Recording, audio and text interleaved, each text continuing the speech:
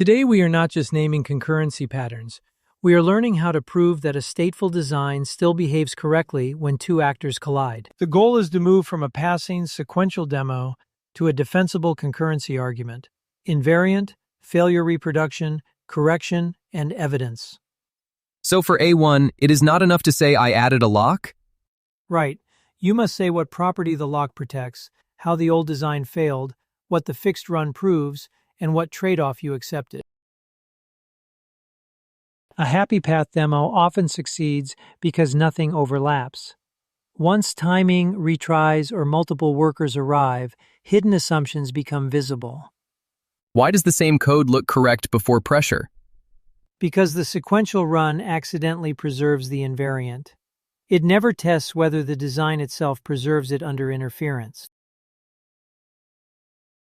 A method named claim or publish can sound atomic even if it performs a read, a check, a write, and a side effect as separate steps. Is the hidden assumption that nobody changes the state between those steps? Exactly. The method name hides an ordering assumption, and concurrency breaks that assumption unless the transition is explicitly protected. Worker A asks the process an episode. The service reads draft, writes processing, and accepts. With one worker, that path seems clean. Where is the unsafe part if every step is reasonable? The gap is between read and write. The baseline assumes no other worker can observe draft during that gap. Locks, immutability, message passing, and atomicity are different responses to shared state pressure. How do I choose among them? Start with the invariant. The right mechanism is the one that protects the property with acceptable cost and reviewable evidence. Shared state is the pressure point. A lock serializes it, immutability stabilizes it, message passing transfers ownership, and atomicity prevents split interleavings. Are these alternatives or can they be combined? They can be combined, but each added mechanism should have a job. Otherwise, you add complexity without clarifying the invariant. A lock is useful only when the protected section matches the critical transition. Isn't adding a lock around the whole service safest? It may be correct but too broad. You might destroy parallelism for unrelated episodes. Protect the episode transition, not every possible operation. Worker A enters the boundary first. Worker B waits. Inside, the check and write are owned by one thread. What evidence would show the lock actually protected the invariant? Logs should show worker A entering, the accepted transition, worker B waiting or retrying, and the final rejection or non-duplicate outcome. With immutability, the transition creates episode V2 instead of mutating episode V1. Old readers keep a stable view. Does that solve the duplicate claim problem by itself? No, it prevents shared mutation bugs, but you still need coordination over which new version is published.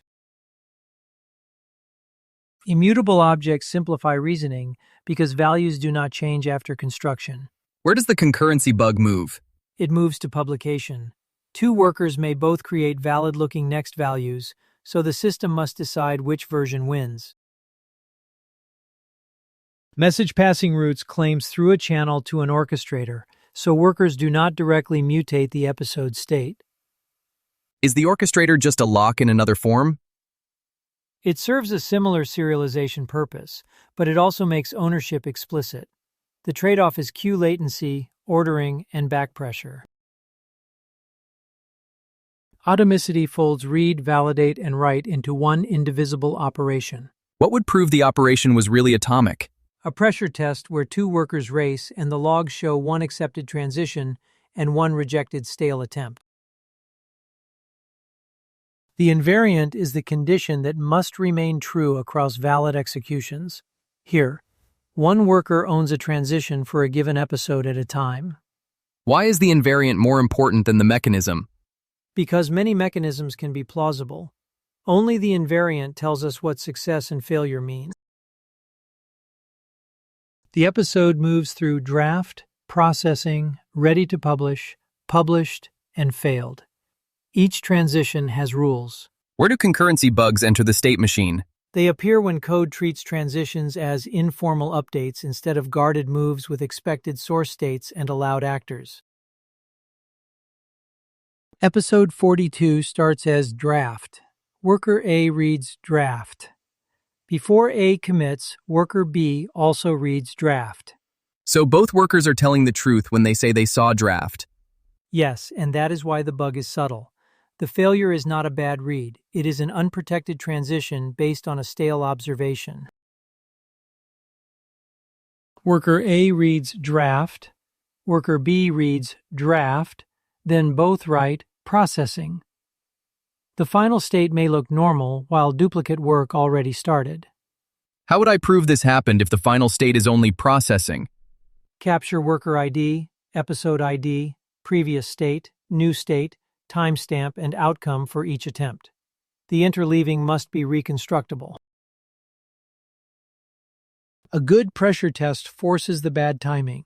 Reset the episode, start two workers, delay after read, wait, and assert exactly one accepted claim. Why repeat it 1,000 times if we already inserted a delay? Because scheduling is still non-deterministic. Repetition turns a suspicious race into repeatable evidence. Evidence needs enough structure for a reviewer to replay the story. Operation ID, worker ID, episode ID, and outcome. Would a log saying processing started be enough? No, it lacks the actor, protected entity, transition, and decision. It cannot prove which worker won or whether stale work was rejected. A lock, immutable value, actor queue, and compare and set each protect concurrency differently, and each introduces a cost. Which one should I choose first? Choose the simplest mechanism that directly protects your invariant. If the transition is compact, compare and set may fit. If ownership is workflow level, a queue may be clearer. The baseline splits check and write, so two workers can pass the check. The fix makes the claim atomic and records both decisions. Why do we need to preserve the failing baseline? Without the same before and after workload, you cannot show that the fix addressed the original invariant violation. A guarded transition carries an expected state, such as draft, and validates plus writes in one atomic guard. What happens to the losing worker? It receives a normal rejection, such as stale claim. That rejection is not an error to hide. It is evidence that the invariant was protected. A single owner queue serializes competing commands by giving one episode owner responsibility for transition decisions.